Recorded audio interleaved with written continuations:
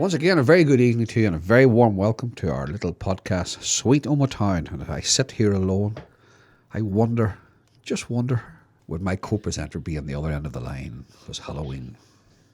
As Elvis Aaron Presley used to say, "There's a wonder of you." It's a wonder. It's a wonder this even technology works. Do you know what? Don't be hitting me with Halloween. Do you know what? I have been labouring in the living room, painting. And do you feel like Michelangelo? I am, as I look at this white ceiling, and you can probably hear the echo as I walk around the room, as I look at the white ceiling and the magnolia walls, I have the same kind of feeling of satisfaction that Michelangelo must have got when he looked at the Sistine Chapel ceiling when he finished it. Okay. Can I remind you, we have on air about 70 odd programs, right? Very odd program. And the odd time that you arrived here, Mr. Ford, you would speak to me in person. But other than that, you'd say, "I'm in the garden, I'm labouring, I'm now painting." That's right. What sort of a house do you live in, under goodness, eh? Oh, it's a vast house. I was chatting to somebody today and I said, "Excuse me, I have to go into the West Wing." I have created a palace for myself and it's all in my mind. Oh, well. But I've taken up the paintbrush again. Right. And you know what? It's great feeling of satisfaction, but I'm going to admit one thing, like this is like one of those kind of anonymous group meetings, but I'm going to confess something. My name is Declan. I've never said my name is Declan, and I hate painting ceilings. Right. I do. I hate painting ceilings. And I have nothing but undying admiration for painters. There was a local man, and my father-in-law told me this story about him. He was a painting contractor. And he said to me, they did quite well out of it. And he says, "God, you did very well out of the painting." And he says it wasn't the paint that I put on that made the money. It was the paint that I didn't. Libelous stuff, right? No names mentioned. Not at all. And speaking of trades in Omagh, do you remember many of the? You would remember any of the garages. You're far too young, but. Well, I remember. And you see, now you're getting into a minefield here. Right. A minefield of a garage. Now, what constitutes a garage? A garage is where they mend cars, or sell cars, or just petrol pumps. Well, my definition of a garage would be where they both repair cars and sell cars. Right. And you walk up to the mechanic and he's looking into the car, and he doesn't say much. He's sort of sucking air through his teeth, and you're standing there, full of trepidation. That's right. Just sizing you up to see what size the wallet is. How little or how much you know. Right. That is the theme of our tonight's programme is about garages in Omagh, I suppose, or a very famous Charlton garage. We spoke to Eileen Charlton some weeks ago, remember? When we were allowed to talk. A lovely lady. And a great memory. Oh, hadn't she just? Yeah. And she'd been round so much of the town and such a fixture of Omagh as well, because her maiden name was King, obviously a sister, Johnson Kings. That's why the garages came to mind. And then her late husband was one of the Charltons who would have owned Charlton's garage just at the start of the Derry Road there. That's right. So, that's right. In fact, I think maybe one of the local papers featured a photograph of it. The way they show the old photographs. And I think Charlton's garage, maybe from the 70s, was depicted in it. Yes. And when you look at it, and you see the car, in the showroom or in the showroom window, and the style of writing of the, of the name of the premises, you're immediately brought back. Yes. Yes. It's amazing what a simple photograph can do. Isn't it amazing the amount of changes, I suppose, in Omagh as in probably every other town as well? But even in driving standards, remember the old driving licence deck when you had the back cover, it said something like, "Care, courtesy and consideration saves lives," or something like that, And those days people did drive with a lot more respect, and people would have acknowledged someone on a road, just, point a finger and sort of pass the time of day with you. Now they're quick. If you're not out of the road and quick, they give you a finger, but a whole different gesture. It's everybody seems to be in a rush.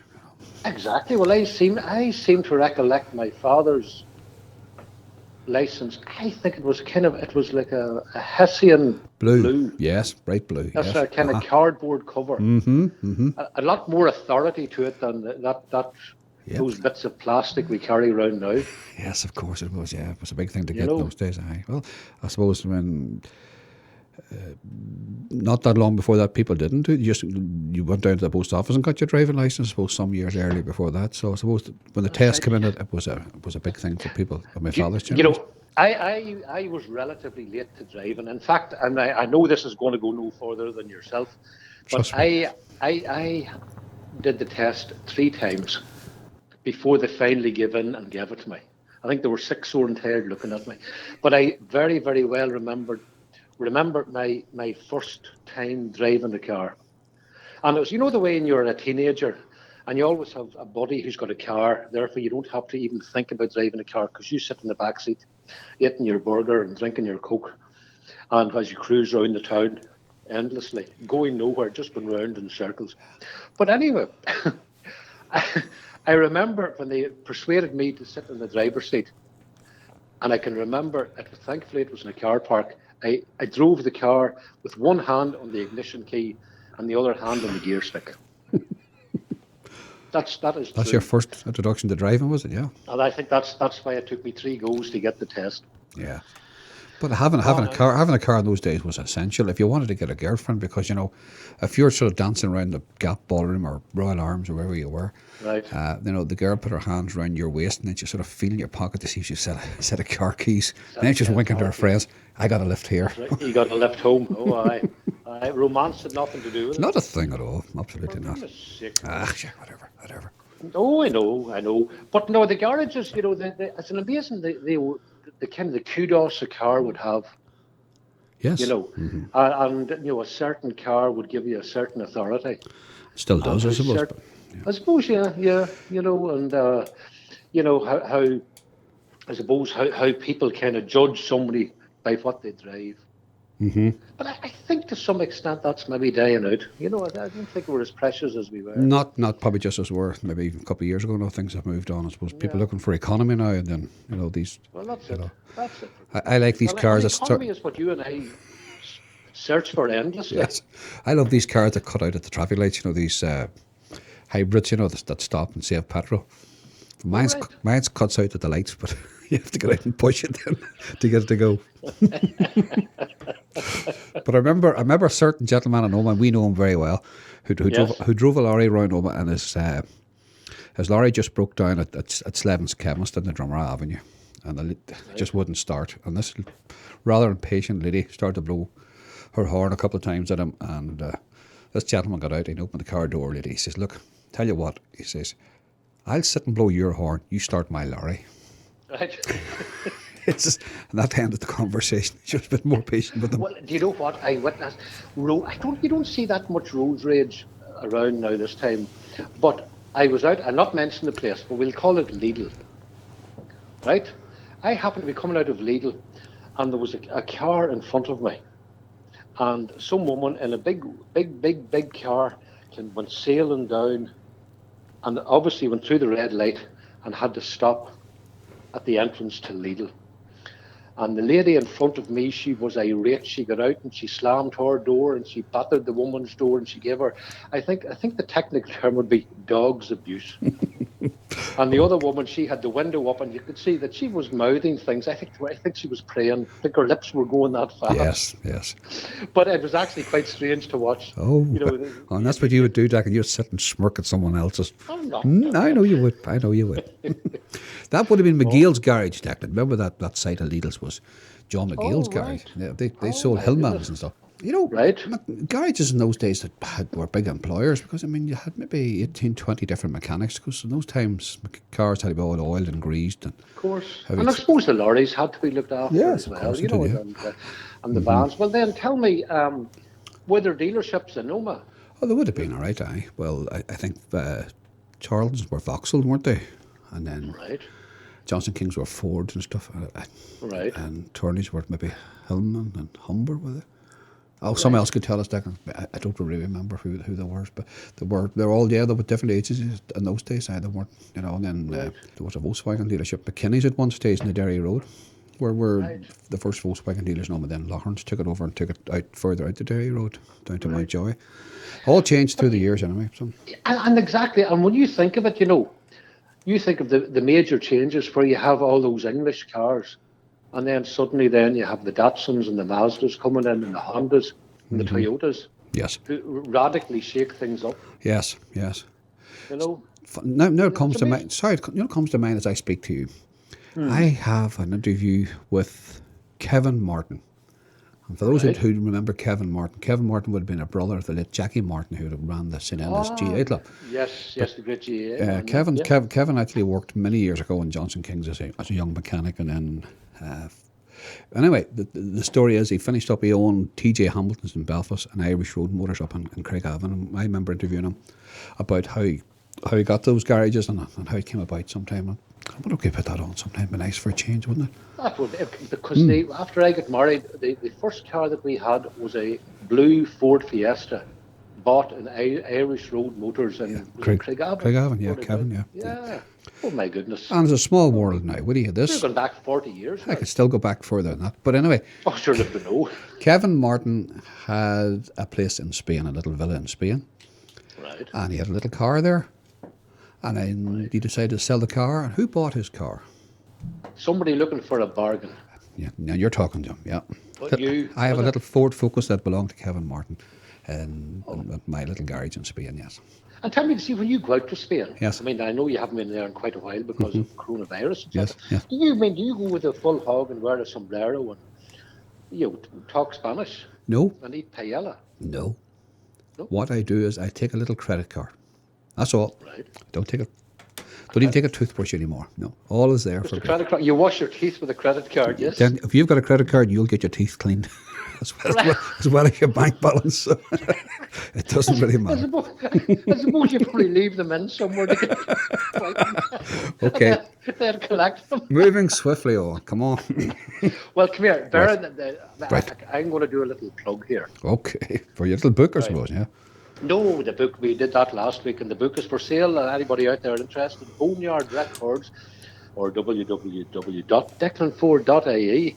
And the sales are quite healthy at the moment. Oh, I have about an order for 10, give or take, now, at the minute. So Excellent, excellent. Well, the ideal Christmas present and the times that are in it, it is going to be, and to be perfectly serious, Donald, yes, it is going to be a very strange Christmas.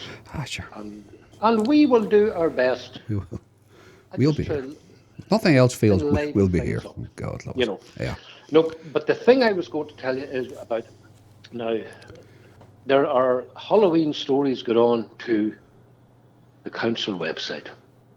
Right. Now, modesty forbids me from telling you who is telling the stories, or who has recorded the stories, or edited the stories, or supplied the music.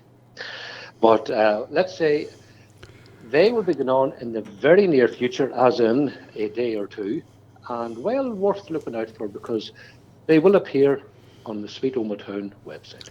Oh, very good. So you want us to upload them, yeah? We'll do that for you, Mr. Ford, yeah. I think yes, with the council's approval, we will certainly do that. And if we can bring a little fear and terror into people's lives, then we are happy.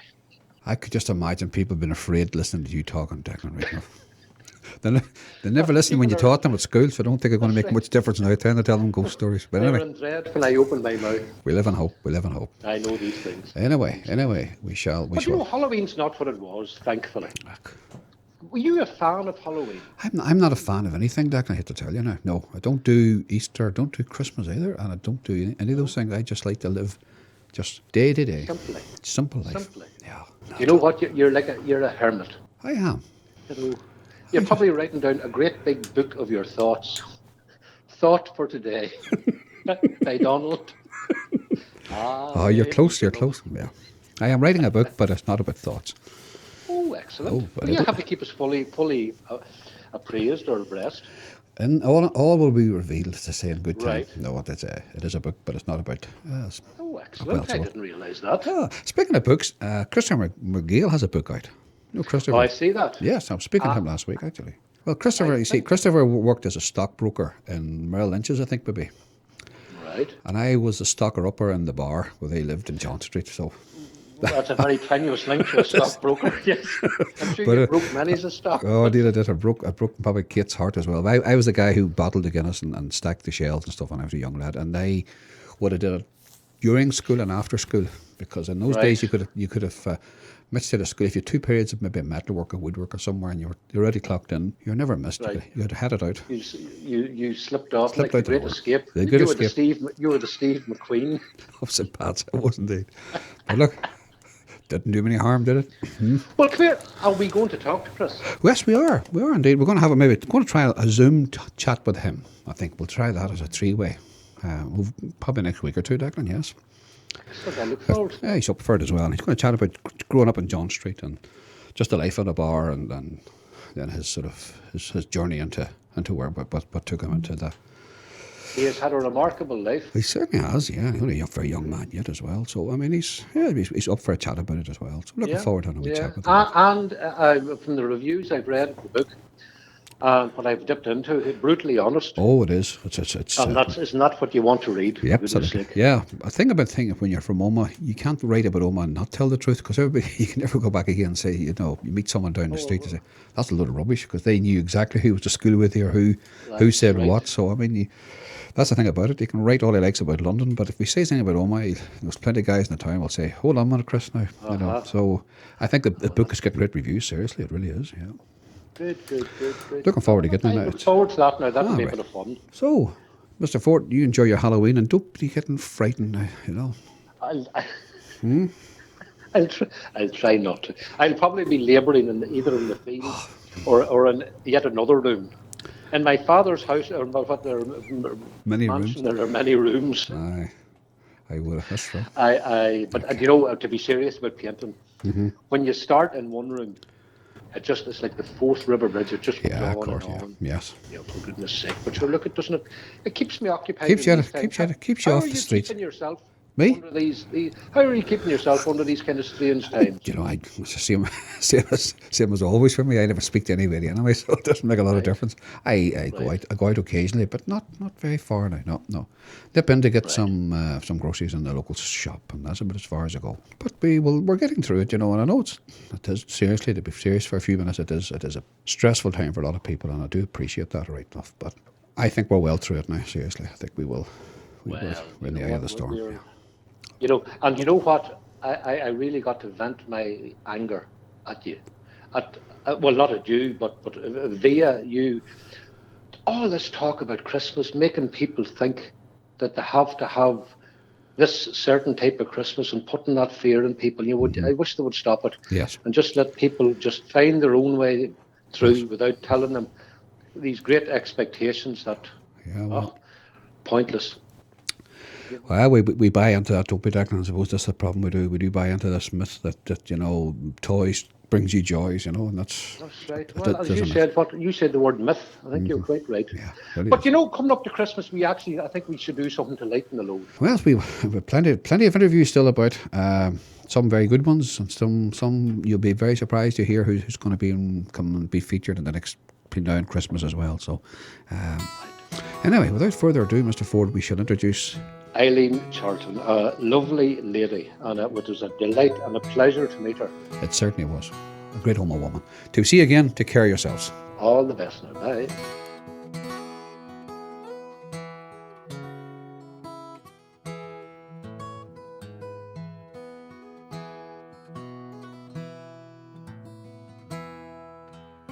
So, Eileen, you were born a king. I was. And where was that? Where was the birthplace? In Clara Road. And many were in the family? 5, 2, 4 brothers and myself. And where were you? I was in the middle. In the middle? 2 above and 2 below. And probably spoiled rotten. No.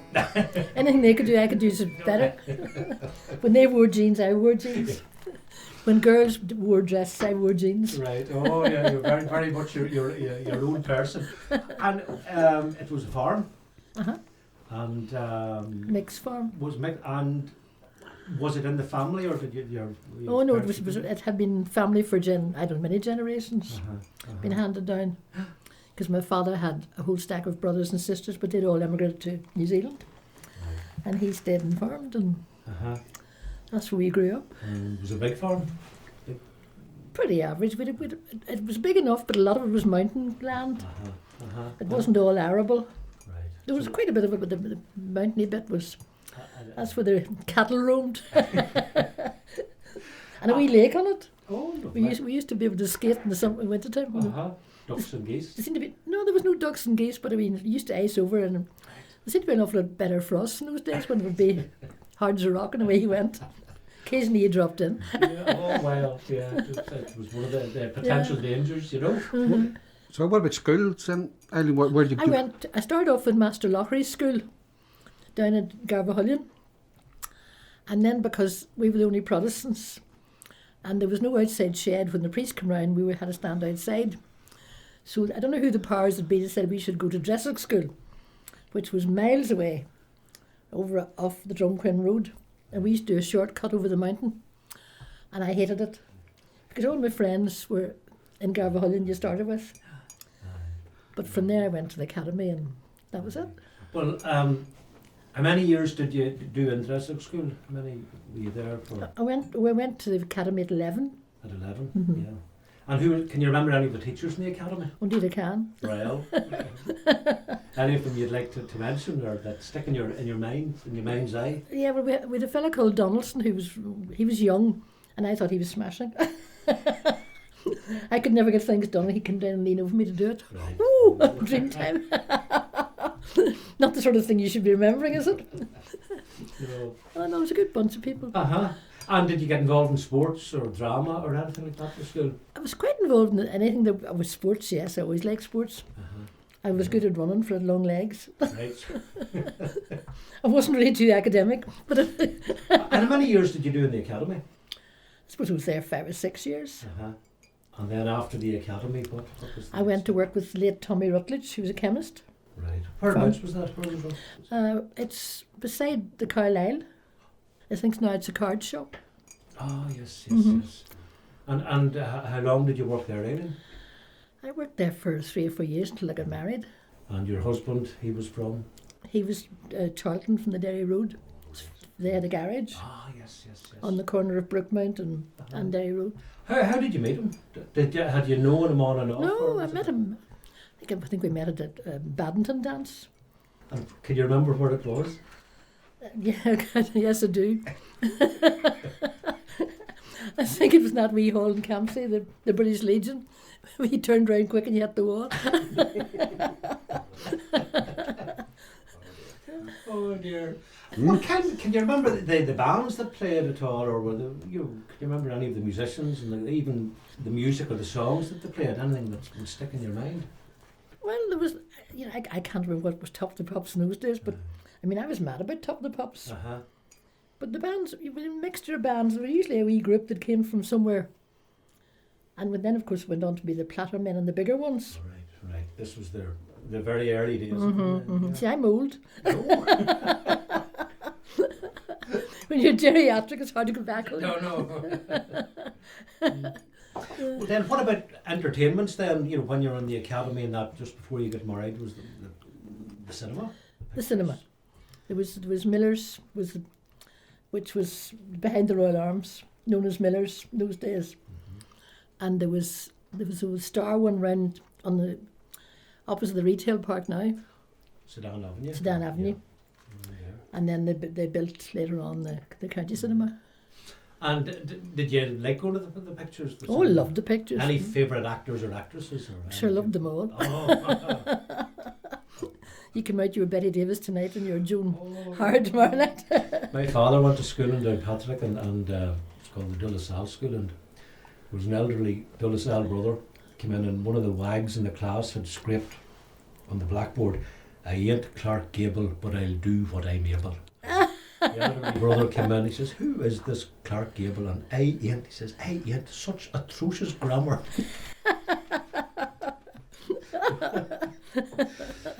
But there was an innocence to that, wasn't there? Yeah. But I remember being thrilled to bits when I met Noel Donaghy for the first time. Because I thought, he's the man that owns the cinema. That's right. He's the closest thing to Hollywood. And we ended up being really good friends. Yeah. And his wife and I were good friends. Oh. He was a real character. And there was a real charm to the cinema in those days. It was an it was event. lovely, yes. And upstairs was the 2 and threepennies. That's right. You'd up the stairs and you sat in the balcony. Oh, yeah. And then down below was 1 and 6, and was it 10p or can't remember. That's right. And then But I know that to the balcony was two and threepence. 2 and threepence. Oh, and then and the projector screen and the smoke filtering up through it. So people smoke. Changed times. Yeah. Changed times. You know. Very much. What about the town hall? Did you go to any drama or be interested in plays? Well, or anything like that? I was in the Omagh Amateur. There was the Omagh Players, if you're a Catholic, and there was the Oates, Omagh Amateur Theatrical Society, known as the Oates, Oh, right. and that was kind of a Protestant lot. I didn't realise Yes. that's the first Oh, word. yeah. Yeah. Didn't know that. Yeah. And I went to that one, and in fact, that's one of the reasons how I got to know Noel Donaghy. He produced one of the plays. Right. And They weren't very exciting, but they were plays. It was great fun. Yeah. They were based in St Anne Avenue somewhere, Eileen, weren't they? We used to meet around. It was, I think, it was part of.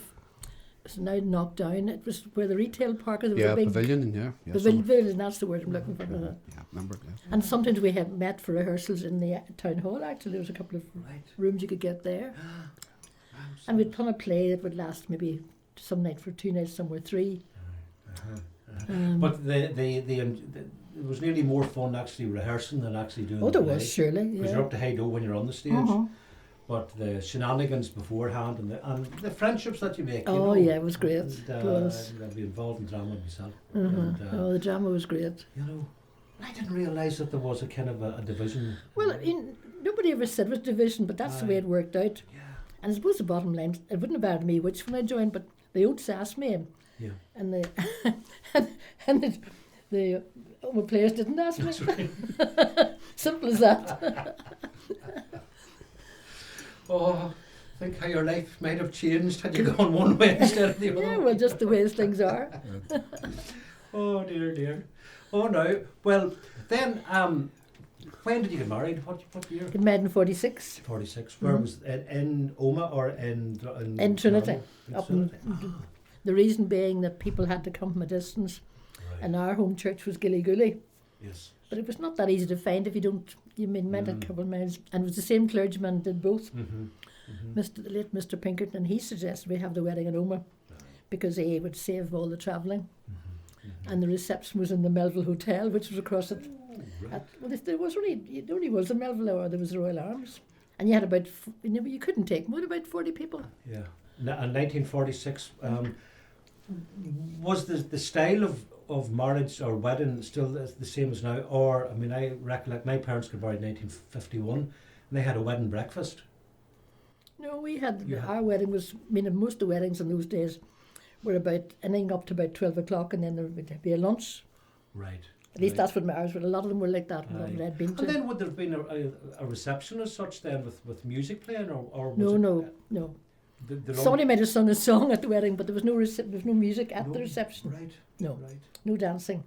You went and had a meal and you went home, That was it. and the bride and groom went at the honeymoon, and that was it. And where was the honeymoon? Can you? Greystones, Greystones. County Wicklow.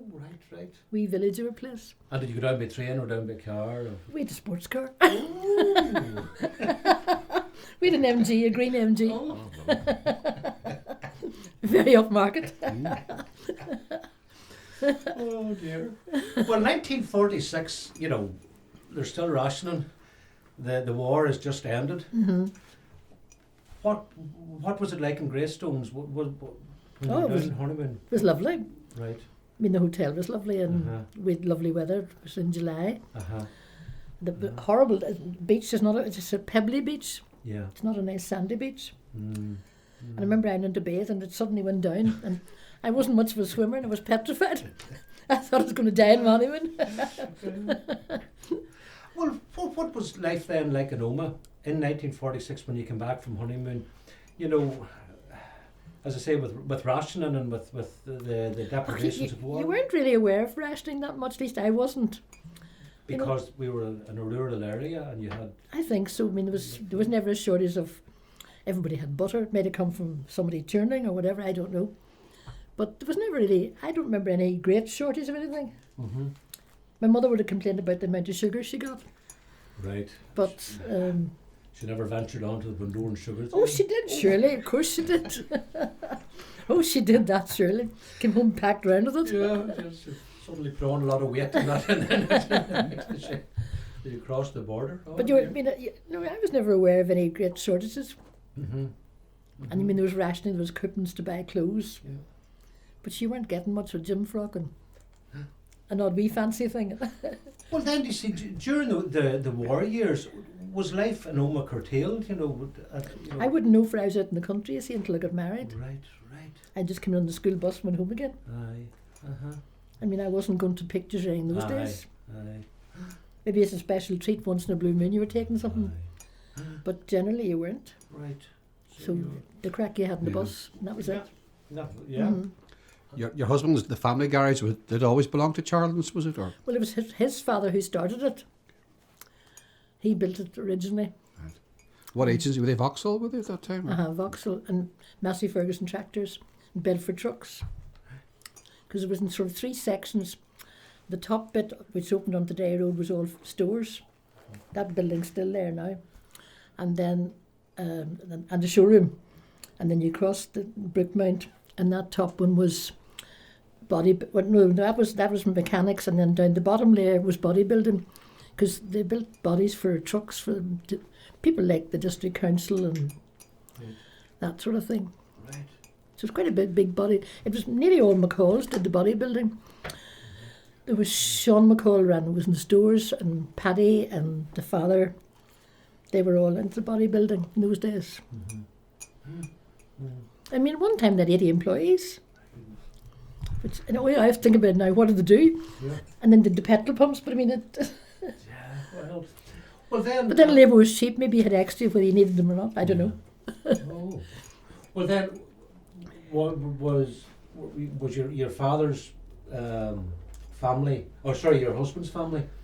They were steeped in it. That was their trade, that business, the garage. Well, Fred had no choice but to go in, and everybody said he wasn't lucky he had a business to go into. Yeah.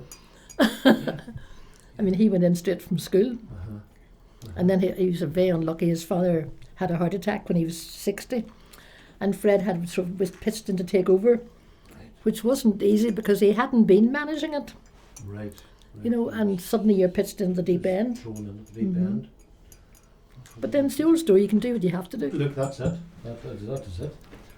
Can you remember any of the other? Oh, I can. garages? John Grugan Mhm. and Jim Middle of Town, said the bank, McGrath. We were actually very friendly with them. And then there was Eakins, Torneys and Eakins, and then Torneys, it became the one. Mhm. Very friendly with Harry Torney and Billy Torney were Fred's best friends. Well, come on, you've seen over the years, you've seen a lot of changes in the town. What would you say is the biggest change to date that really has changed the Omagh that you knew when you got married? Well, the people they're not as generous with their time anymore. People are very involved in things they do. They don't, you know, in my time, if somebody needed something, you never said you couldn't do it. Maybe it's the way I grew up. My mother used to say, if something needs doing and you can do it, don't ask, just do it. And I grew up with that sort of attitude. But other people were like that, but now they're sort of, you know, why should I do that, or why would you do this? I still go and visit people because of Red Cross work. And I've one lass who said to me recently, are you looking for an award? And I said, no, I'm not. You know. But, you know, why would you think like that? Yeah. That kind of... and if I thought quick enough, I could have said to her, sure, I got one. But I didn't bother. No. How did you get involved in the Red Cross? Purely accidental. I did Meals on Wheels. There was a lady called Colonel Cadden, Miss Cadden, ran the Red Cross, and I was one of the ones that did Meals on Wheels. You did them for a month, once a week for a month. And she was retiring. She wasn't well, and somebody said to me, would you not do it? And I said, sure, I don't have any talent. I couldn't type. I had nothing. But anyway, they said, oh, I think you could do it, grand. And there's a meeting up in the TNF. They used to have big meetings at the TNF every couple of months. They'd have a meeting at the TNF. Would I not come to this meeting and meet the Duchess, who'd be the old Dowager Duchess? And I went to the meeting, and I came out with a job in my pocket, and I knew nothing about it. But I did work my socks off at it. And I really did work hard at it. And for many years, did you involved with the Red Cross? Well, that was back from it was back just when we'd sold the business. That's why I had time in my hands, back in the 70s. And then I became the director eventually, awfully grand title, for the same thing I was doing. And what did the work entail in the Red Cross? Give us an overview of it. Well, you organised, apart from the first aid things, which was organised maybe once or twice a year, classes in first aid for people, but the Meals and Wheels went on. And transport to Limbs Centre in Belfast, anybody had an artificial limb, and they're called to Belfast. Well, it's a heck of a journey for somebody from Gorton to go for family, and so Red Cross had drivers did that.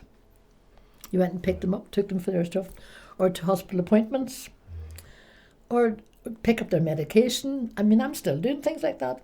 We don't do the transport anymore. Just whatever people needed. Maybe I was the one who was wrong, but somebody came to me and said, I need so-and-so. Yeah. And you could always get somebody to do it. It was never a problem. Yeah, you know. People quite like to be asked to do something. Well, yeah, but I would agree with you. There is a sort of that spirit of generosity is not maybe as Yeah, because I common had as 2 or it 3 men volunteers, and they were brilliant. Yeah, They were great. yeah. All you do is ring them and ask them if they were free. They would, and me, they were maybe early retired. And they liked the wee trips. Yeah. Money-wise, it wasn't great. All you gave them was mileage, which was it's only buttons. It might have covered the petrol, it might not. That was. You know.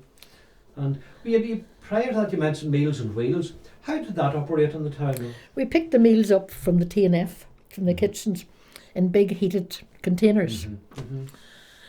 And you took them out and you served out. They were plated up. Each was all, you just lift your plates out and take them in. And there wasn't, well, there was quite a few of them. I mean, and then it was, if you got it, you got it either twice a week. If you got it on Monday, you got it on Wednesday, Tuesday and Thursday, because you couldn't cover the full time. Aye, and the people who got the Meals and Wheels, would they have been recommended by doctors or nurses? Or well, they could be, or they could just apply themselves.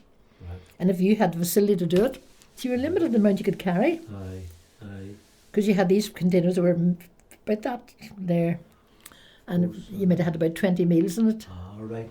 And Which then, is not a lot for a big town like Omagh. No. And was your patch then within the town of Omagh, or was it outside the town? No, within. But in other areas like Enniskillen did it, and Derry did it, and Strabane, and then all their expenses came into us, and we processed those and sent them out. And how many years did you do that? Too long. I must have done, I don't know, I suppose it must have been the guts of 20 years. Oh, for goodness sake. And then into the Red Cross. You mentioned you got an award. What was that? Well, I got an MBE. I don't know what it was for, but I got it. You got it? I got it. Yeah. Where did you get it? Hillsborough, or do you have it? Oh no, I got the palace. Ooh. The whole works. And then I got to a garden party as well. Lovely.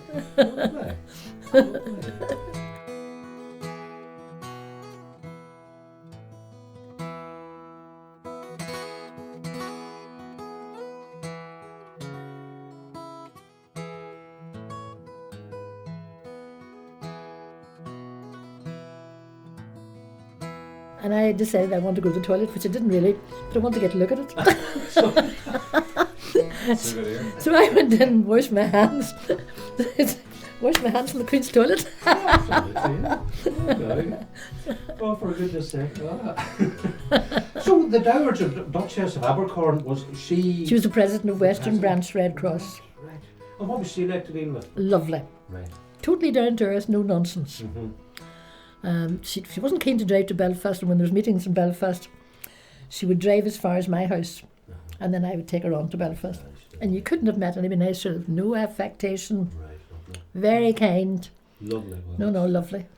That's the kind, I think, is the Oh no, most important thing. she was lovely. Yeah. And if you told her about anybody, if you just in conversation, and maybe somebody who wasn't well or something you told her, you need to be sure of a phone call a couple later to see is everything all right or things better, or Well, that's. No, she was that kind of person. A good basic decency. Oh, she was. She was lovely. lovely. I remember one day we got stopped for speeding because she was late coming, and I'd been a bit of a speed merchant anyway.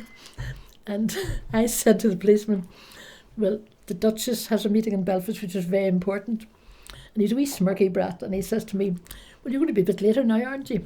But he didn't, and I never got the summons, by the way. But anyway, we went on, and we were coming home, and I'm sitting dead on the right mileage, and the beat-up minis are past me, and she says to me, where's our Mr. Policeman now?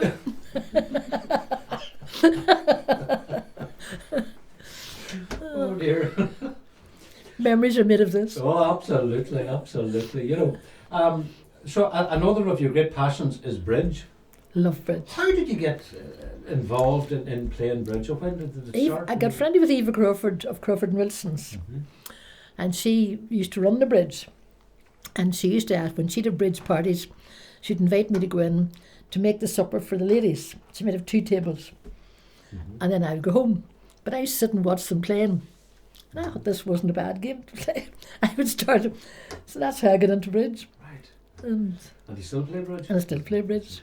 I have 2 toy boys I play with. One's young and one's old. One in Oman, one in Newton Stewart. Yeah. Well, then I remember my mother was from Ballick, outside Ballick, and she would have talked about 25 as a card game.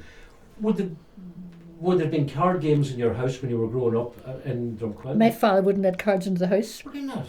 Well, I remember once getting an old aunt in London. Used to send parcel at Christmas, and one of the parcels I got had a Christmas stocking with all sorts of things, and one of the things in was a pack of cards. And I'd never seen a pack of cards at this stage. I mean, I'm a tiddler. Right. And I had these cards out, and I was spreading them out on the table, and my father came in and he said, there'll be no cards here. And he was a very quiet man. And he gathered them up and he pitched them into the fire.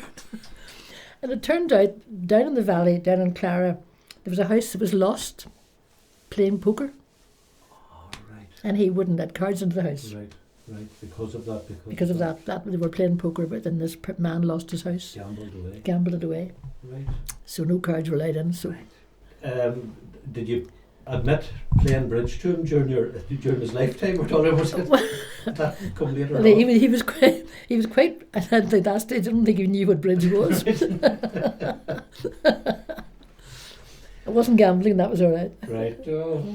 I believe that some of the players take it very, very seriously, and there can be a lot of sort of antagonism and not in deviousness, but watching and then if you're paired with somebody and they're not as good a player as you, or that. Well, you see, you have a partner before you start. Yes. And usually people play with the same people. For instance, you talk about Carmel. Was it you? Carmel plays. I'm trying to think who she plays with. She says, but I play with a fella called Declan Montague from Beira in Omagh, and we play together all the time. And in Newton Stewart, I play with a fella from Castledare called Jim Mackin. But you just stick with that partner. And why is that? Because you just get to know each other as players, and well, it's just you have to have a pair to play into the competition, and so it's not you just don't drift in hoping to get a partner. Right. Plus, if you did, you wouldn't know what half of their bids would mean. You get to know the person you play with. Aye. You know when they make a bid, you hope to know what they mean. And is bridge a popular game in the town here? Well, we have. Up in Omagh we'd have maybe 6 or 7 tables. Used to be far more. I remember having 14 tables in the golf club, and now like 6 or 7 or maybe 8 occasionally, and the same in Newton Stewart. It's not as popular as it was. Well, it was funny enough. There's a Sam Webb, from the County Hall. He ran a bridge class in McGinn's there for some time. And he brought in new people who joined then. Right. That was the trouble. There was nowhere to learn, really. But he ran these classes out. I think he ran them in Killyclogher. And that brought it, because the numbers had gone down and down. Right. No, I would be very much like your father. Anything to do with cards, it's like gambling of any kind. Well, you're not really gambling. I mean, and if you do win, you don't win much. You win 2 or 3 pounds. There's no big money involved. And you pay more for your membership to play. You pay more for the packet of cards.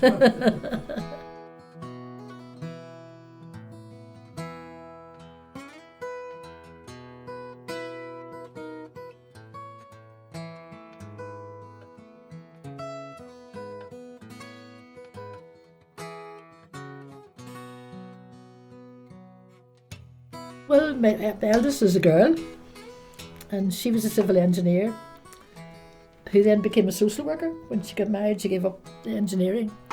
And then when she went back to work, when the children were getting big, she became a social worker. And she's now retired. And Neil started off, and he trained with British Airways on helicopters, and he did North Sea oil. And then he switched into passenger planes, and he ended up captain on jumbos. Right. And where's he now? He's living in Dorset, and he's now retired too. He's retired. See, that's how old I am. And funny, he was just telling me that he was here a few weeks ago. Some wealthy pilot has set up a simulator not far from him, and Neil helps him out occasionally when you go and fly a plane in a simulator. It's a money-making thing for the other pilot. Yeah. But Neil's kind of enjoying boys' toys, you know. It's That's it. and then Terry, my youngest fella, he's in the oil business. He did a degree in geology, and he's up in Aberdeen. He just left yesterday. Right. He was here for the weekend. Right. And how's the oil business in Aberdeen? He said the price has come down slightly, but it's still very busy. Good. He works for an American company, and well, I think most of them are American anyway, aren't they? Or a lot of them. So so there's none of the family living back here now. They're all. Well, Valerie, she's down near St. Mills. She was the social worker, is that? She was the social worker. She married a farmer. Right. But, a lot of the King family went out to New Zealand. What was the attraction in New Zealand? Was their family there already, or? No, I think just that was a place you could people could go to America or they could go to Australia, New Zealand, but for some reason New Zealand. I think in the King family, my mother's family, she had a brother who went to New Zealand, and he did very well. I remember him coming home and he wore fancy clothes, and we always thought he was filthy rich. He actually wasn't, because I went to visit him once, and he lived in a very ordinary house. But when he came, we thought he was a millionaire. Oh yeah. But that's where they went, was to New Zealand. And then the whole funny enough, from Clara, there was a family called Orrs, and their family was at New Zealand. Seemed to be a place to go. I don't know what it was. And to go out and work in what field? What did they do in New Zealand? Johnson and Bill went out and farmed. Johnson was just straight out of his A-levels. And so did Bill. But I mean, it seemed to me that's where people went. From there, rather, and then you got other families, and they only went to America. Right. And then at one point, what did they call it? Was it the £10 pounds, where It's just a travel, yeah. the travel, where the Australian government were given not grants, but it was a £10 charge Oh, right. to go over. Was New Zealand like that, or did they? No, I think they had to be paid for, because I remember my mother saying how much it cost to send the two boys. Right. You know, it maybe wasn't a lot by today's standards, but it was a lot then. Yes. Yeah. You know, we did an average farm, and money didn't grow on trees. And how did your mother feel about them? Oh, she was heartbroken, Right. but that's what they wanted to do. And was there much communication with them when they Oh, were? very good. I mean, they there was no phoning in those days, but they wrote very regularly. Aye. Funny, recently I came across an old letter from one of the boys that he wrote to me. The one he had kept because he'd known. Right. So I wrote and she wrote, but we kept the letters going. Right. Yeah. And can you remember, were they homesick when they went over there, or did they? Well, they wouldn't tell you, of course. Right. I'm sure they probably were, Of course, aye. And but they never said. was there any kind of a Tyrone connection out there? You know, were there other Tyrone people out there that they would go to, or were they going into the unknown? I said, it was, yeah, they were all unknown to them. Right. Yeah. It's a big leap for Mhm. an 18-year-old. That's amazing. You know. Great. Then people did that, you Yeah. see. That's what people did in those days. Just that sense of adventure. hmm You know, very goodness. I often wonder, you don't hear about people now going off at that stage unless they're going off to a job, all organised. Or a gap year. But the Yeah. gap year is more or less A just touring, a holiday yeah. and tour around. hmm But that to go into the world of work, Yeah. and it would be, I'd say, quite a culture shock to them as well. Yes and no, because I mean, their life at home was very simple. Uh-huh. I mean, they weren't bathed in luxury. I mean, we were never short. I never knew to be wanting anything. Yes. But there was no sort of flush money around the place. Uh-huh. So they weren't sort of giving anything up. you know. Well, then within that Clara area, do you know, did many people emigrate? Did many people leave to either go to America? Yes, there was a lot of them went to America. Right. I mean, there was a full lot of Gormleys, and they all went to America along that Clara Valley. Immigration. But it seemed to be a lot of Gormleys in the whole area. Because funny, we lived up a long lane, and although say we weren't full of money, but my mother was a very generous woman, and on a regular basis I was sent with a basket down the lane, across the road, down another big long place, down to a man known as Big Paddy. And I was years later before I knew his name was Paddy Gormley. And he'd been sent down with a bottle of milk because we had cows, and eggs because we had hens, and maybe a scone of bread or a piece of cake or whatever. And Paddy never gave you, not even a penny. But Paddy had nothing Polly to give you, you know. But I loved red jumpers, and Paddy christened me Red Riding Hood. Come with a basket. And I was just thinking about it the other day, you know, you never hear about anybody doing something like that nowadays. No. And I'm talking about even out in the farms, it just isn't done. No. Nowadays you'd be more afraid of the big. But she would have packed the basket, gone down to Big Paddy with that, you know. Right. Very generous of her. But and yet, People did that. That Yeah. was sort of the norm, you know. Yeah. Dr. Benedict Kelly, was his mother a Gormley from Claremore? She could have been. That's right. I think she was. That's right. A lot of Gormleys out in that. But Big Paddy saw you coming and he was delighted to see you. There comes Red Riding Hood. But that kind of innocence is gone. You know, It's sad, now, yeah. as you say, now you'd be more worried about the big bad wolf than, you know, and that sense of community. That's right. But maybe it's more of a rural thing, that, isn't it? You know, where in a way farmers are kind of at times sort of dependent on each other and working through. Well, they were more so in those days, probably. Yeah. But I wouldn't know about anybody else. But I mean, I just knew what happened around home. But everybody helped everybody else. Yeah. If you had the thrasher, everybody turned up to help. And, Yeah. Or if somebody wasn't well, I mean, I've known some of my family to go in and plough somebody's field because that man wasn't well. Yeah. So you do it. You know, that's what you did. Yeah. It goes back to my mother always saying, if something needs doing, you can do it. Just do it. Don't ask. Just go and do it. You know. No, absolutely right. And in a way, you know, the life in the town is a bit different, isn't it? Oh, very different. I couldn't get over it at first. I mean, people said you wouldn't know who they are half time. Yeah. Well, I do now, but there's lots of people. I know met one lady who came to live here, it must be 5 years ago, and she still doesn't know half a dozen people around her. She knows other people, but the ones around her, she doesn't even know who they are. And I said, make an effort. It's a two-way street. It is. And in a way, I've been listening to the Clap for Carers that was very, very active for a while. That brought a lot of community together. I would think so. Where Yeah. people met their neighbours in the street for the first time. That's and right. actually even down to the simple thing of waving over at somebody. You know. That's right. And that. So even in the coronavirus, there's always Has its good points. Yeah, it has its good points. You know. And get back to that sense of community. You know. That's what we need to do. I think so. I think you can get very selfish. You sort of get into yourself. I think the other side, Eileen, too, is you can get very in on yourself. You know, there's some people who will close the door. Well, it's like the woman asking me, "Are you looking for an award?" Yeah. And I said about this person needed help. It was a wee woman up in Kevlin Road, and I phoned up Father Hassan, and he gave me the name of a social worker, and I rang her, and she says she's, you know, she's been looked after okay.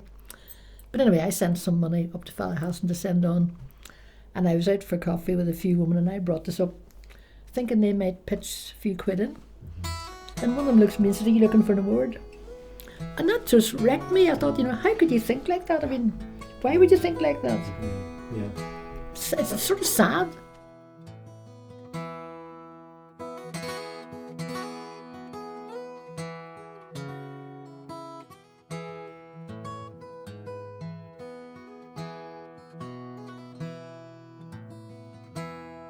But they've changed quite a bit. There's no Meals and Wheels now. Right. I don't know whether somebody else does Meals and Wheels or what, but there's no Red Cross ones. And the other thing they used to do all the time was organise the blood donor attendance. And that was every 3 months they used to come. There's quite a bit of work involved. And the local Red Cross, were they based in the TNF or in the county? Or No, when Miss Cadden had the job, she had a small office in the TNF. Mm-hmm. And then when I started to work for them, they said they would get an office, and we got a very nice office out in the business complex, Mm-hmm. down in Dusty Estate, Derry Road, Mm-hmm. and it was great because you had room with a big back place where you kept wheelchairs. You do the wheelchairs, Yes. and the wheelchairs were all there. Right. You could have, and we had a man who would come in a couple of days a week, and he would service them and do whatever he had to do. Sometimes deliver them to other branches. But that was the hub for wheelchairs for Northern Ireland in my day. Mm-hmm. That may have changed now, I'm not sure. And then you had the office. And then I got an assistant. So within And I couldn't type, and I went to night school in the tech, and I learned to type in 3 months. But then, Eileen, tell me about the Red Cross in Omagh. The hierarchy of the sort of honorary president, but were there permanent staff, or was it all voluntary? There was permanent staff. The officer always had permanent staff. Uh-huh. It was just, at one stage it was just me. I think there's maybe 2 girls now, but one of the girls covers, she does the office plus she does other branches, or she goes to Belfast. Mm-hmm. So I wouldn't know how many. There was Mary McLaughlin in Derry, and there's Derry would have volunteers. Well, not a paid volunteer, paid one, plus volunteers, because they're very big on Meals and Wheels in Derry. Mm-hmm. They cover a big area. Mm-hmm. And the work in Omagh, what does it entail? Well, apart from the shop now, nothing. Mm-hmm. I don't know. I honestly don't know how much transport they do, and I wouldn't like to ask. In case there's always that old biddy coming back inquiring. In my day, you did runs to the hospital, mostly the limb fitting centre. A lot of people had limbs, so you did limb fitting centre, or you did, or if they had an appointment somewhere with maybe Derry or Belfast, whatever, or local runs, or pick up medication for them. Yes. Yeah. That sort of thing. Yeah. But otherwise, no, there's not that much anymore. And the shop? Well, the shop makes money, you see. Aye. It's great. Because the Red Cross is a charity, and it depends totally on it's the donations. Well, you see, all this stuff comes in, and they actually do very well. I mean, people are very generous. Sort of take it through the Red Cross, you know. And they don't give the stuff away. I would call in regularly. They do charge reasonable prices, which I think is good. Mm-hmm. It's not just a case of chucking it in, for. So it does well. And then there's paid staff there. And then within the Red Cross would deal with people that had physical needs. You talk about the say artificial limbs and that, and prosthetics. And what about the field of mental health awareness and that? Would that have been part of Not in my time. Right. It might be now, I don't know. Uh-huh. But we had nothing like that. Uh-huh. You might have identified somebody who was lonely, go on a visit, but you didn't ever say they had mental health problems. Just Right, they were lonely. if somebody you knew, you'd say, call in and see that old doll, whatever. Aye. Well, you didn't wear a uniform, did you? Or did you have any kind of a... Well, I did have, if we were going to, once in a while when we had something, you had a hat, a bit like British Airways, navy hat, and a navy jacket. Mm-hmm. And if you were laying a wreath or doing something, you put, otherwise, no, you didn't. Yeah. You didn't wear a uniform. Uh-huh. Plus, it was quite expensive and you had to buy your own. Right. They didn't hand you one, But I think sometimes uniforms put people off. Yeah. Yeah. Well, you can see for a ceremonial event. I've a certain hand. What does it say if you're, just calling And house to house? we were lucky because we people at the Red Cross headquarters in Belfast were very good, at coming out if you had a problem. Right. And there was a man called, you ever meet John McClure? Well, you see, John McClure got involved in Red. He was a wonderful man. He was great. He was sort of, he would sort of push things on. In what sense? Just if there were He things just was a needed? go-getter, and sort of Something needed. He. You could sort of say to John Howard, trying to get us so and so. And then the president in my day was Lady McCorkle from Derry, of the McCorkle shipping line. And when I met her first, she scared the hell out of me. She really did. She peered at you. Right. Very imperious, was she? Oh, very. Right. But she was absolutely super. Right. It was all up front. It was all in front. And I remember the day that she said to me, "You've done well." And I thought, oh, it's like getting the OBE. Praise indeed. But you didn't get it lightly from her. Funny enough, she wrote a citation for me to get the award, and then she was kind enough to give Valerie, my daughter, a copy of what she wrote. Oh, lovely. Lovely. My goodness. Which she shouldn't be meant to see, I suppose, but I saw it. Right, oh, good. It was like seeing a reference then. That It was. But people can be quite cutting about, people who don't understand it or don't know about charities, they seem to think you're in it to clean them out, Yeah. I've had sarcastic comments from people, you must be well paid for that, Yeah. They can't see it, you might just do it. Yeah, yeah. But that comes down to, I think, maybe just a change in attitude. Yeah, It's a sort of I don't know. maybe a selfishness or a. See, a in lack my of book, people are understanding. people, and I don't mind whether they're Catholics or Protestant or Jews, Just people. they're people. Yeah. And if they need something and you can do it, Yeah. well, that comes from my mother preaching. Yeah. Something he's doing, you can do it, just do it, don't ask. Yeah. Yes. You know. Yeah. But that's I think that's where looking at I suppose your life generally, or that's where it comes from. It comes from the home, and it comes from how you've been, or has been inculcated into you. This is what you do. But have you found that people recently have changed quite a bit? Have become harder or something? Or Yeah. Looking back at most of the interviews we have done, we've found that a lot of, almost probably one of the better towns for cross-community events and works and people's lives generally. I find it a very good town compared to some that you'll see throughout the province, but it's a personal opinion. But I think Omagh generally is a very good town. Well, I was shocked at the reaction I got to being up at the church with Father Hassan that day when they sort of said, "And you were in the chapel and on a Sunday?" In terms of, Yes. and I couldn't believe what I was hearing. Well, yeah, you'll get that in anywhere and in any situation, I'm sure, Eileen, all right. But no, Omagh, I would have thought Omagh is probably one of the better towns, I think. We interviewed a lot of people who lived up around Gallows Hill and stuff, and they lived just neighbour by neighbour and still do. And, that was never a big issue. But I don't know where it all started to go wrong, but it did go wrong in Omagh, like most towns, for a number of years. But I think we're getting through it, and I think people are a bit more comfortable to say. Yeah, I think you're right. I don't see religion, I wouldn't see religion as anything more than where you shop. Do you understand? I mean, if you went to Tesco's and I go to Dunn's or something, that's all it really should be. And it shouldn't be anything else other than that. But we should. Well, I mean that the day that Dame said to me, you in the chapel and on a Sunday, I couldn't believe I was hearing. Yeah. I said, wasn't I lucky to get invited? And the phone went down. Yeah. The world didn't stop either. No. It's the same as I taught in the Christian Brothers in Armagh, and we were out having a drink in a pub called The Vintage, me and a colleague, and there's another teacher from the Royal who hated teaching. And my friend who was with me started talking very knowledgeably about cricket and rugby. He says, "How do you Roman Catholics know so much about rugby and cricket?" And that was the first time that hit me. I remember also my daughter, who went to Rick Carson, she came home, she was P4, and she came home, she says to my wife, "Mommy, am I a Catholic?" I thought it was very healthy. It was very yeah.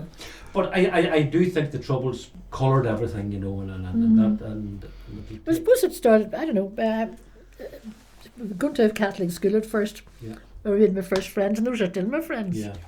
Yeah. And then when I came to live, when I was living in Omagh, it turned out one of my best friends ever was Rita McGrain. She was like a sister. That, I never thought about where she went to church. It didn't matter to me where she went to church.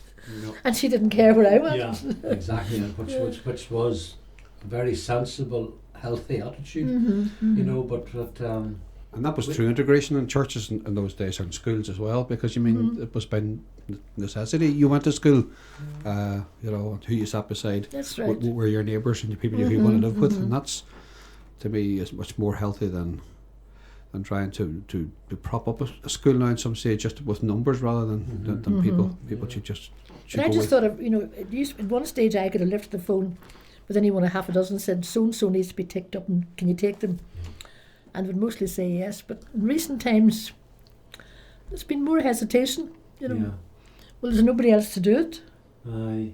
And that's sad to see that, isn't it? Very sad, Very yeah, sad, it you is. know, Uh-huh. because I think we're in danger of losing something, Mm-hmm. you know, Mm-hmm. and just a kind of a sort of generosity. Let's hope we're and not. No, they'll really No. get better again. Yeah. People are people. They'll come round. Okay. I think, you know, this coronavirus, I think it has maybe given people time to think about Mhm. life. I don't know why it makes me think, but Valerie, I came across something. She gave me a poem one day when she was giving up the social work. She got this.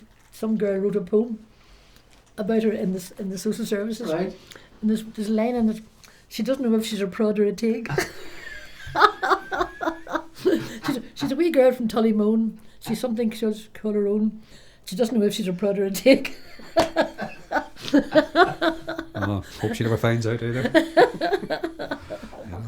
Oh dear. But you know, when I was in Armagh, and in the Armagh Theatre Group, the man great actor called Malcolm Dawson, but he's Church of Ireland, and then he says that he worked with a Free Presbyterian man. He used to accuse him of being the paper wall brigade. You know? So even within Yeah. different sects, there's all these, you know, there's these antagonisms and that. Oh dear. Oh no. Okay. On a lighter note, what about any hobbies did you have apart from cards when you're growing up and maybe at the Played cabin? bad golf. How bad a golfer were you? Oh, I wasn't up to much, I can tell you. I was never winning the captain's prize, I can tell you that. Well, how did you get implicated in golf? Did you view it as a social thing initially and then think, I'll take this up? Fred and I went to Derry one day to do Christmas shopping. Uh-huh. And we were in some shop in Derry, don't ask me where, for I didn't know Derry well at the time. And it was, wherever the shop was, there was all sorts of sporting stuff. And there was golf clubs, and I said, I'd love to play golf. So we bought golf clubs. And it was Eva Donaghy who took me out to learn to play golf. Right. Knowles, And how did it go? well, I enjoyed it, and I'm still a member, but I never was much good, but I enjoyed it. So that's what it's all about. I became the captain one year. Oh, right. I believe that can be a bit of a poison chalice, because does the captain not have to provide prizes and all that? Okay, but it's not too bad. It's a one-off thing. Oh, It's you buy the odd drink or the odd something, but it's not. I mean, people make a big thing out of it. It can be as big as you like, I suppose. Well, but Peter Passmore was very involved in the golf club, was he? He was. Sir Peter did. Oh, Peter worked in that golf club, did Ingford. He was great. But then Peter was that kind of a worker. He worked for everybody, didn't he? He was, That's yeah. right. That's right. Just forgotten all about him being on the golf club. That's right. okay, there's a few people that are always around doing things. Yeah. But you not find that you know, in any organisation, you know, there are the people who will try and steer things forward and push things. That's right. And have that wee bit of creative imagination. That And then we see we had the bridge club and the golf club as well, which was, all right. so right. that was once a week. Right. And that's still going. Well, it's not going now at the moment because I think, but normally it goes once a week. Yeah. Right round from September, October, right to the into the spring again. Well, then, when you joined the golf club, It was £2.10 a year. goodness. So, what were the facilities like then when you joined? You know, in terms of the kind of the social side of it, was there a bar and kind of a lounge? Yeah, What more or about less meals? what you see. Oh, No, there was no meals apart from Captain's Day at that stage. And Then would we be brought in caterers. Remember John? What if the boy came? He came and did catering, and then it stopped again. But one stage there was somebody there. I can't remember his name was in the golf club, and then it didn't last because there wasn't enough people using it Yeah. to make it viable. As a restaurant, for want of a better word. yeah. Aye. So apart from meals on special days, Aye. Which you say would be brought in mainly. Or? well, I don't know who's doing it now. Yeah. Because I've never played in competitions. Right. But I mean, they do have quite big competitions. And then what about dances? Not would they have, you know? Well, it had nights maybe like that? one dance a year or something like that. Right, but Golf club dance. right. It wasn't a big do really. It was, No, I played golf once in Armagh, and I felt so sorry for the two gentlemen I was with. I hacked away at the ground, and you could see them. One of them was a Christian mother. I swear I could lip read bad language. yeah, but I always think it doesn't matter. I mean, if you've enjoyed it, That's everything, isn't it? That's Right it, now? that's Yeah. It's if you enjoy it, whether it's good or bad. Yeah, yeah, And some days you go out and it's dream time, it all works. yeah. And the next day you can kick it further. How would you say Omagh's changed over the years, Eileen? I don't think it's changed drastically. The Well, loss of the railways seems to be a big part of Omagh in the 60s when the railways closed. A lot of people said it was almost a death knell for the town. people said that, but transport went on and that was it. You know, stuff came in, was delivered, and Yeah. The can war. you remember they got the carts coming down from the station, and the boy stopping on the street with a horse and the big long cart and unloading the stuff. That's how old I am. And then I suppose when that's all stopped and it's all delivered, you know, nobody's held up for getting supplies Yeah. any more than they were. It just the format changed. Uh-huh. Life went on, Life went on, is right. and a few years later, people forgot all about. And then I it. suppose the fact that there's so much more cars. Yeah. I mean, people went to Belfast by train. It was a lovely day out. Mhm. Get in the train, have coffee on the way up, and maybe coffee on the way home. I can remember that day out in Belfast was great. In fact, there was a dining car. You could sit and have a full-scale meal on the way home. Oh, for goodness sake! Very civilised way to travel, right? Yeah. Okay. Oh, yeah. But you think of the changes in motoring now, where another few years there'll be no petrol or diesel cars. That's right. You know, did you ever think that you would Yeah. foresee that? You know, and that'll radically change Mm-hmm. like the job of a mechanic and the. I see all these charging points they're getting now for electric cars, aren't there? Yeah. Oh, now changing. I don't think we have a motor club anymore, do we? I don't think so now. No, I don't think so. Is that the one Haldane Mitchell was We're involved? involved in and these the hill climbing. Oh, the motor club was Yeah, great. Yeah, Yeah. yeah. And the Circuit of Ireland. That's right. Don't try. I remember going on the Circuit of Ireland once as a backseat passenger. Oh. If you paid me £10,000, I wouldn't go again. In a big, sloppy Velux, I think it was. And in the back seat, you're sitting holding on like this here. And every bump along the Clarny hitting the roof. I remember thinking, I just want to get out there and lie in the grass. We'll see up at Ronnie Blade's stock cars. They're going strong now. Are they? Oh, they're back again. This past 6 months. Oh, good. Every Sunday. Right. Ruined with the sound of these things. And if the wind's blowing the wrong way, you hear it, you know. But you said in Charlton's garage, I mean, most garages could have employed 15 or 20 mechanics in those days because Mhm. cars needed continued yeah. maintenance. They needed greased and oil change every, 3 or 4 Because times a month? I brought home the old books from the garage and I was just reading through them and I couldn't believe the number of, you know, it was, you sort of wonder how then of course labour was cheap, so you had plenty. You know, Paddy Turbot, we had up at the filling station, Paddy Turbot did the grease bay. And I think half time he had an assistant.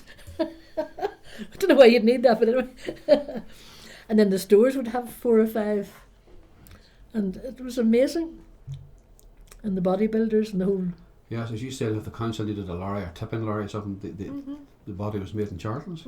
Yep. So that means it was kind of customised. Yeah. Oh, it was. As needed. Well, you tendered for the maybe 3 trucks and that'd be bodies and all. So then you brought in the chassis and then you built the trucks and painted them to match. It was... My goodness. I don't know where they buy their trucks now. If they don't have, maybe they employ labour that brings in trucks. I don't know. It's a different world now, that's for certain. Mm-hmm. Yeah, but Charlie Neely was the county surveyor. Mm-hmm. I remember Charlie said, if you're getting the order, but they have to be here. Like no long time. Get them here. Yeah. Just I remember all the getting time. boys to work over a weekend to get them sort of all finished off to Right get them in. forward. Oh, aye. There was no leeway at all. Oh, no. Well, it was money. That's it. That's it. in those days you had to pay to serve your time as well. That's right. Yeah, Uh-huh. your trade was your own trade. Mm-hmm. Did you find then that was there much movement, you know, from your garage, say, to Torney's or Aiken's? Did mechanics kind of move about, or did they pretty much stay in the one? They much stayed, you usually stayed in the same place. I mean, you had them for years. Right. Well, it might be the odd one move, but I mean, it wasn't a general thing. Aye. And did within that then, was there a sense of maybe the father working and then the son? Well, like we had 3 McCalls, I think it was. We had Paddy, the father was John, I think it was, and it was Paddy, and it was Sean was Stores. There was 3 in one family, and but that wasn't a regular thing. That was Aye. just one particular. A family affair for that Mhm, family. My mhm. goodness. When you worked in, what was the name of it again? Rutledge's. In Rutledge's. What name did it go under? Was it a chemist or a pharmacy or It's a chemist. a chemist? Mm-hmm. And Mr. Rutledge was The owner. the owner and the chemist. Well, he leased or rented the building. Aye. Well, tell me then, what was day-to-day work like there? You know, would people come in with prescriptions and then They'd be made up, they would just labelled and got ready. Plus then stuff that was regulation stock. I mean, somebody might have come in and bought a cough bottle or whatever. Mm-hmm. But they would have made their own cough bottle Oh, they did. to their own. No, they made prescription ones. Oh, so Or the made doc- one up for you. If you were to the chemist, I need so and so, it's for husky cough. He would know what to put into. Right. Would they have made up the items for farm health as well? They would. Then there was all the regulation. I mean, one of the bottles I remember for coughs was a thing called pine glue. And it was a khaki colour. And you took a spoonful, it would go, and it would just... But that was just one that you just bought over the counter. Can you remember the name of any others then? Just that pine glue, so one Pine sticks in glue. my head. That's for goodness sake, now. Vinos would be the nearest. I know a lot of farmers would have been into the local farm chemist and got things made up for animals Oh, as they, well. they do. Oh, of course they did, yeah. Mm-hmm. Probably still do. Oh, they do, yeah. Well, Kelly's chemist did that. And then, you know, Right. was he? Art Kelly was a pharmacist as well as a farmer. So he, you know, Mm-hmm. And then McCarroll and Bates was on the other side of the street. No, same side. The same side. Well, then there was a chemist on the other side of the street. That became George McDermott's. McDermott. Mhm. I think they did stage makeup. And Well, they if probably if you did. wanted the the Mhm. grease paint, they sold the grease paint as well, and the crap hair and the Right. spirit gum. Right. So buy anything in Omagh. Eh? And then there was another chemist down, there was Cares, which was over the side of the archway at Crawford and Wilson's. And then there was Slevins down the bottom. So there was, when you think of it, there was, a lot of chemists. Mm-hmm. Yeah, was there a chemist in Drumquin? Can you remember? There wasn't in those days, there is now. Right. Bradley's have one, I just noticed the other day, I was going through to Castledurg. So people would have had to go into Omagh Uh-huh. in those days. My goodness. Or Castledurg. Right. And how many staff were employed in Rutledge's? 3, Right. plus him, plus Tommy. Uh-huh. And he He was a lovely man. he did the dispensing. He and you dared touch anything. You Oh, he would let you measure it up, but he would always check it, you know. Right. And when I went into work with first, there was a lovely fella, Jerry Monaghan from Fintona. And then Jerry went on to Belfast to do his exams. Mm-hmm. And he ended up with a chemist shop in Fintona. I don't know if Jerry's alive or dead now, I don't know. Right. And did you enjoy working there? I loved it. What was the appeal? Was it just the interaction with the people or the colleagues? I just like people and I was All right. Uh-huh. I'm just a people person. I mean, Yeah. I like people, and I think if you look for something you always get something out of them, Yeah. It's Well, what makes them tick. well, I think that's it, and you get chatting to people, and you will find some kind of common ground, Mhm. and usually it starts by asking a question. That's You right. know, and that's it. But then the doctors were notorious for the appalling writing on the prescriptions. Mm-hmm. Is that a kind of urban myth, or would Mr. Rutledge have looked at some prescriptions and But you got to know after how they wrote. You could make it out. decipher? No, they wrote so quickly. They didn't all do that, but a lot of them did. Oh yeah. So that he would just he could figure out Oh, well, you could figure it out the already. hieroglyphics. You'd need to do it, figure it out. Well, I figured out right, and I don't know what prescriptions are like now, whether they're any better writing. I'm sure it's all typed up now. I suppose I it think the only is. scroll is the doctor's signature. Is that right? Which is just a squiggle. All computer based now, I'd imagine. Yeah, everything goes in. So they wouldn't have any writing to do. Tap it in. No, it's all done. I never thought of that. It was just, Hey, thanks so much for your time. I really appreciate it. So there you go. That's lovely. Well, I hope it's some good to people. Oh, that's fantastic.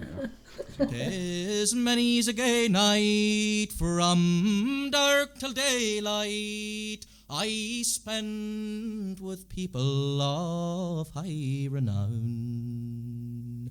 but in all their grandeur and heaps to squander, my heart would wander for Sweet Omagh Town.